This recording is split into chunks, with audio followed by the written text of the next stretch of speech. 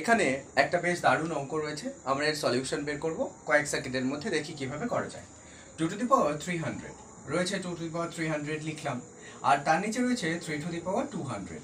এদের মধ্যে কোনটা বড় আমরা যদি দেখতে চাই তাহলে করব কি, প্রথমে আমরা এক কাজ করব, 2^3 রেখে তার পাওয়ার 100 নেব। কারণ কি, এই 100টা হচ্ছে এই 300 আর 200 এর গসাগু।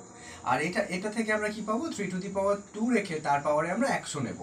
এখন এই 2^3 এর মানে কত, 8, মানে 2 এর কিউব মানে 8, তার উপর রয়েছে কত, 100।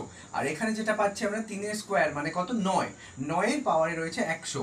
আচ্ছা, 100টা 9 এর গুণফল আর 100টা 8 এর গুণফল, অবভিয়াসলি এইটাই বড় হবে, মানে 100টা 9 এর গুণফলটাই বড় হবে। সেক্ষেত্রে 3^200 এটাই বড় হবে। আর ট্রিকের সাহায্যে যদি বুঝতে চাই, সরাসরি এই 2 এর কিউব করব, এখানে পাবো হচ্ছে 8, আর এই 3 এর স্কোয়ার করব পাবো 9।